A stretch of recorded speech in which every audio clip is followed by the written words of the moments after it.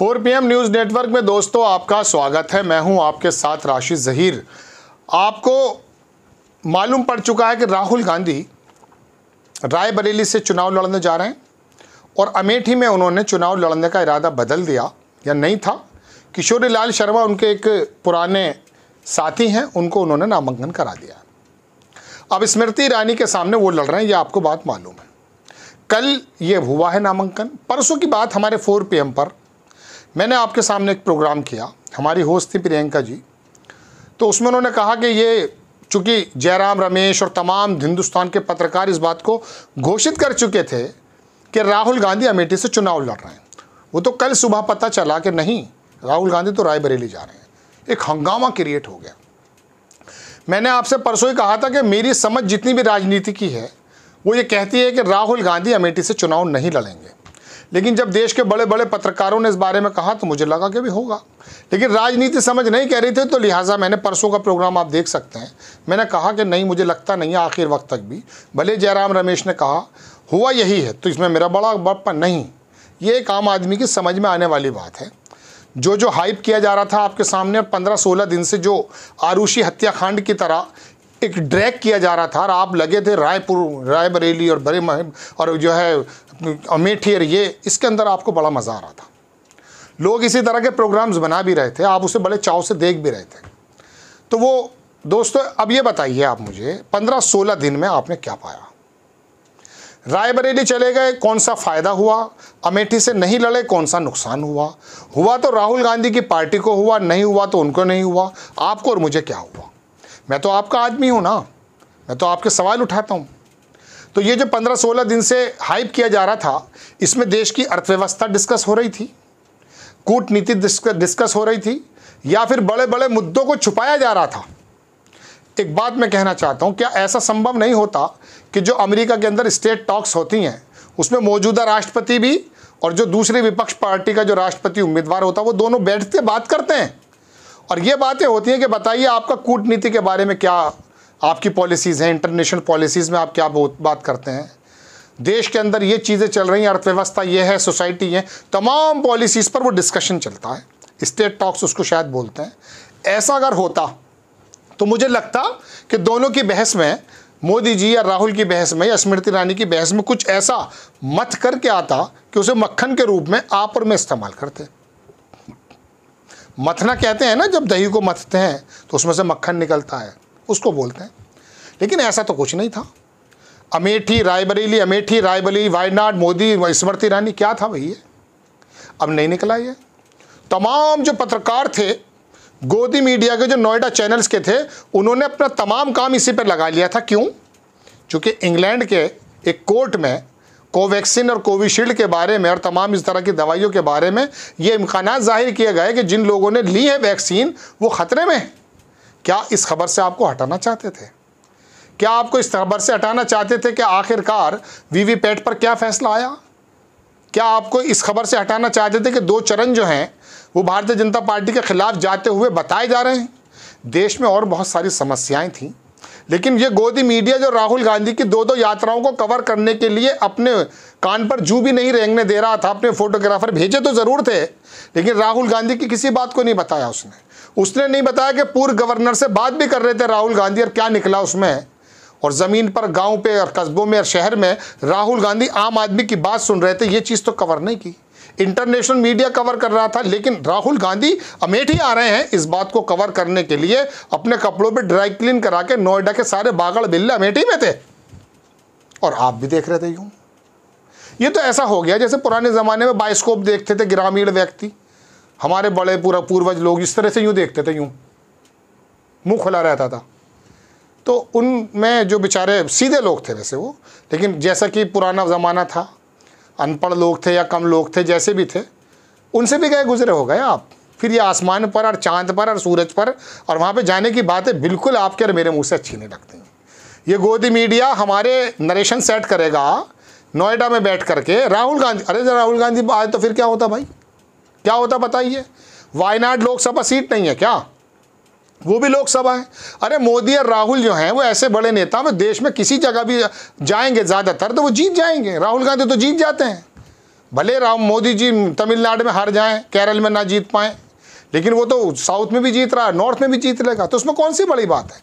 और 15-16 दिन से आप ऐसे दर्शक क्यों बने हुए थे, यूँ वाले, ये वाले क्यों बने हुए थे।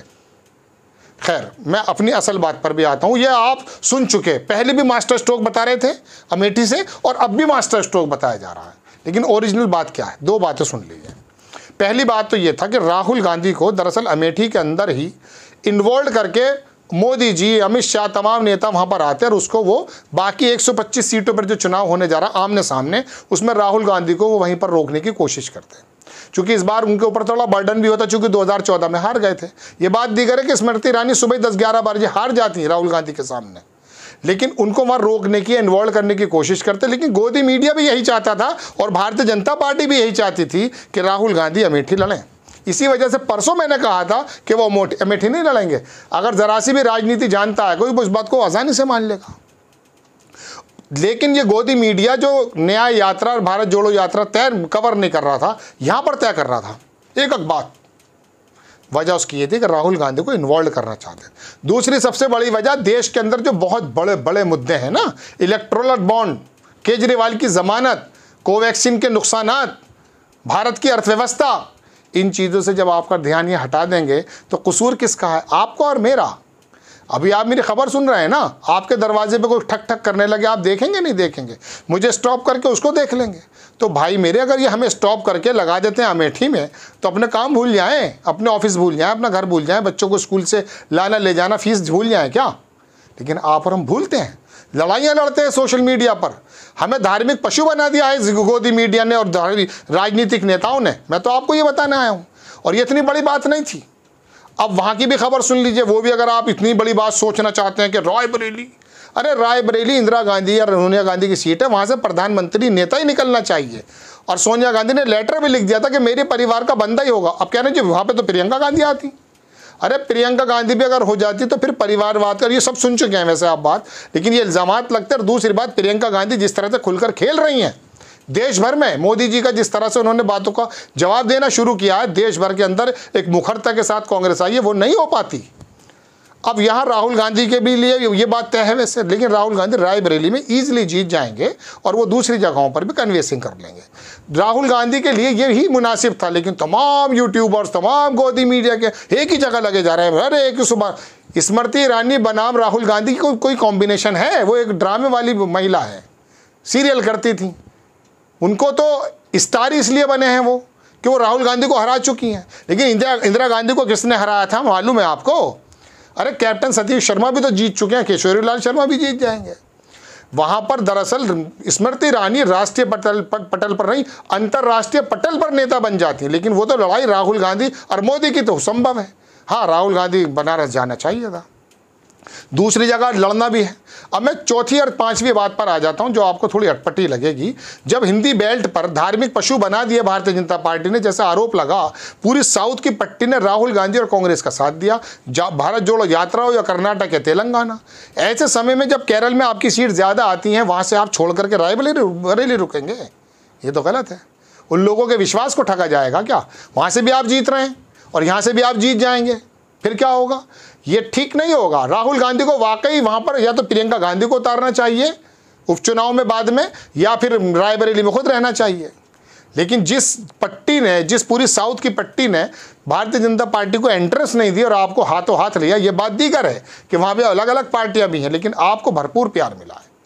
आप वायनाड छोड़ के रायबरेली कैसे आ सकते हैं? ये मुनासिब है क्या? आपको फिर आ जाना चाहिए रायबरेली, प्रियंका गांधी को लगा देना चाहिए अगर दोनों एक साथ नहीं आ पा रहे तो। लेकिन ये मैंने साहब से कहा, मैंने परसों कहा कि ये तो समय की भी बर्बादी और पैसे की भी। हमारे एक परिचित बोले कि अरे यार देश में तो ये चर्चा चल रही है, तो देश की चर्चा का विचार विमर्श ही तो बदलना है भाई। आपके सामने वो तमाम चीज़ें रख देनी कि देखिए ये ठीक है, ये गलत है, और ये ऐसा है, ये वैसा, एविडेंस के साथ। तो दोस्तों ये तमाम जो चर्चा चली है 15, 17, 18 दिन, अब राहुल गांधी मिसाल के तौर पे दिल्ली से लड़ें या मानेसर से लड़ें, नोएडा से लड़ें या गाजियाबाद से, ये कोई मसला है? 60 किलोमीटर दूर से लड़ रहे हैं। अब ये भी मास्टर स्ट्रोक बताया जा रहा है। देखिए बात ऐसी, इसमें कोई दो राय नहीं कि 16, 17, 18 दिन कवरेज पाने में वो थोड़े से महारत हासिल हो गई उनको, लेकिन सोशल मीडिया उनका साथ दे रहा है। अब वो रायबरेली चले गए, अब देखिए गोदी मीडिया नोएडा का जो है वो अपनी ज़ात पे उतर आएगा, वो बताएगा कहाँ कहाँ क्या लूप होल्स हैं। तो बहरहाल दोस्तों बात यह कि आपके सामने दरअसल ये गोदी मीडिया और ये राजनीतिक पार्टियां कोई भी थाल सजा कर रखती हैं, आप ये सोचकर ज़रूर देखें कि मेरे हित की बात कौन सी है। आप दोनों बैठो ना एक सीट पर, मोदी जी और राहुल गांधी या तेजस्वी यादव या ममता बनर्जी, अखिलेश यादव, जो भी नेता, बात करो कि हाँ साहब आपका क्या प्रोग्राम्स हैं।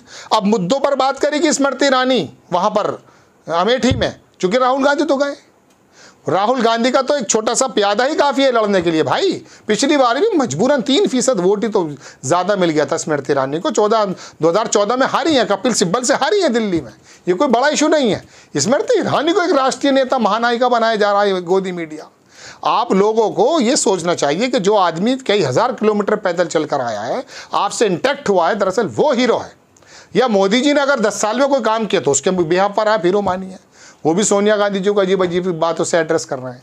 ये राजनीति का गिरता हुआ स्तर है या नरेशन सेट करने के लिए कोई सा भी तरीका अपनाया जा रहा है, इसमें गलती तो दरअसल आपकी और मेरी है। हमें दरअसल सीरियल देखने की, जल्दी जल्दी रील्स देखने की आदत ऐसी हो गई कि हम यहाँ पर भी देश की सबसे बड़ी लड़ाई स्मृति ईरानी और राहुल गांधी समझ रहे थे। नहीं भाई, ये लड़ाई नहीं है, लड़ाई तो दरअसल कुछ और है। परसेप्शन की लड़ाई है भाई, देश की अर्थव्यवस्था की लड़ाई है, जातिवाद जो फैल रहा है, धार्मिक पशु जो बन रहे हैं, देश जो पिछड़ता जा रहा है, इसकी लड़ाई है, आरक्षण की लड़ाई है, संविधान बचाने की लड़ाई है। बयान थोड़ी ना कर रहा हूँ, खबर सुना रहा हूँ। आपको खबर कैसी लगी अपनी राय कमेंट्स बॉक्स में ज़रूर दीजिए। चैनल को सब्सक्राइब कीजिए, शेयर कीजिए। नेक्स्ट टाइम मैं किसी खबर के साथ हाजिर होता हूँ। जय हिंद।